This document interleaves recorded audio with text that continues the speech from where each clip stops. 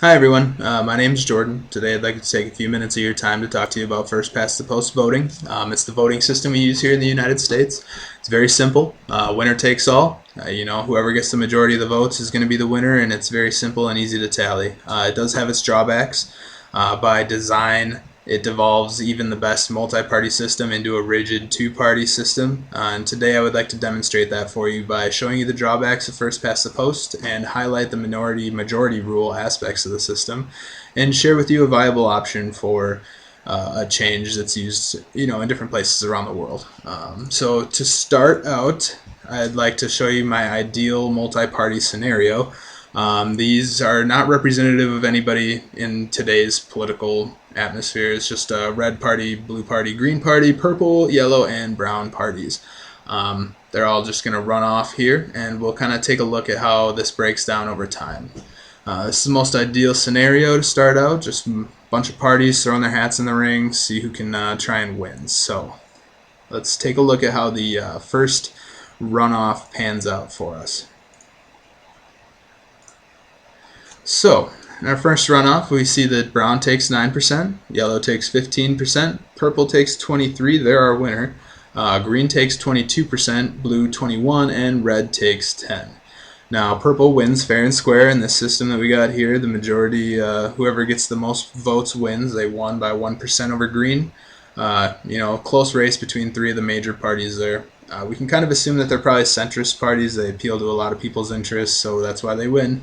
We can probably take into account that brown and red are probably political outsiders, maybe radicals, different things like that. So let's take a look at how the voting breaks down here. So if we take a look, we can see that purple really took, not even half of the votes. 77% of voters were leaning a different way. It doesn't necessarily mean that they're outraged that purple won, but it means that their opinions kind of go unheard for this political cycle.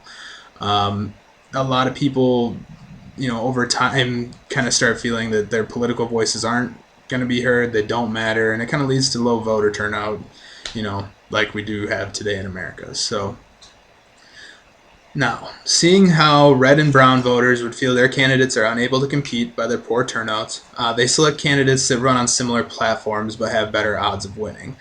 So we will say brown party voters really mesh with blue. The political ideology is there for them. And red voters say they can't stand to have purple in power again. So they kind of jump on the green bandwagon for a good chance to maybe push them over the top. And we'll kind of see how this breaks down here. So brown comes in at 1%, yellow at 15%, purple comes in at 23%, green is our winner at 30%, blue a close second with 29%, and red with 2%. So you can kind of see how the multi-party system is breaking down here. We can probably assume that red and brown parties are going to call it quits. Running for political office comes at a high cost. They're not going to go out and campaign when they're only going to take 1 or 2% of the votes. They'd be doing it on principle alone. They don't really have a chance at winning.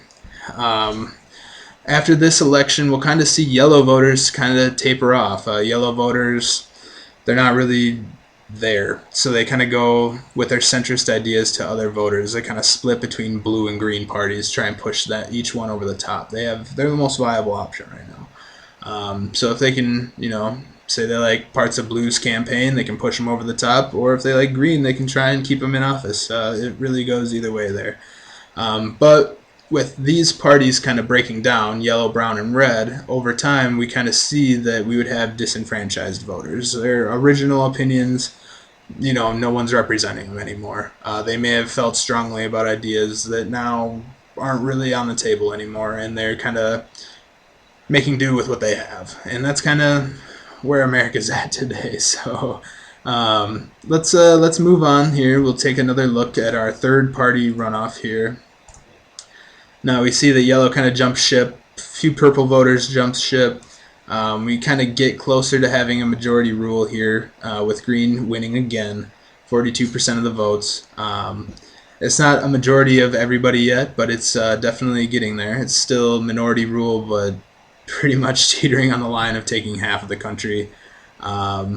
They political parties, they just kind of teeter off after time. So yellow's going to drop out of the campaign. It's too expensive, so they're a casualty of the system, like red and brown were.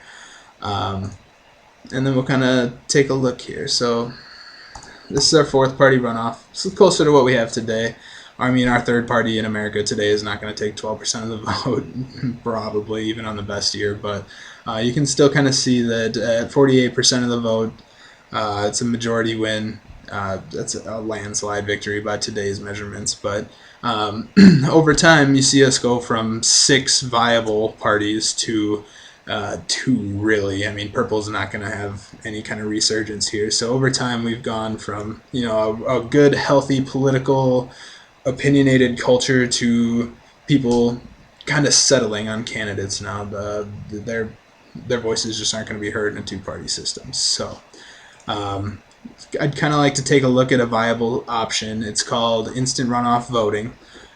Basically, instead of just having votes counted and a winner declared, there's a system that's in use around the world in a few different places and state levels here in America where you get to cast votes. I'll kind of show you here. You get to kind of choose your first choice, second choice, and so on. You don't have to have a third or fourth choice, but you can have multiple choices.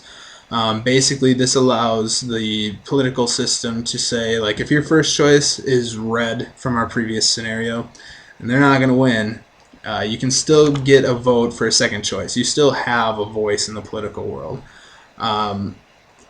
Instead of kind of encouraging a low voter turnout like the other system, this system allows people to say, I still had my say in the election, even if my first candidate wasn't electable.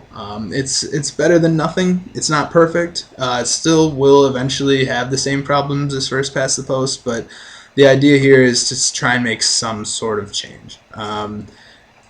Obviously, today we have enough problems in America where people just don't feel that they're being represented. This is currently in use in Canada, Australia. It's used in California and Minnesota at state level elections. It is a viable option.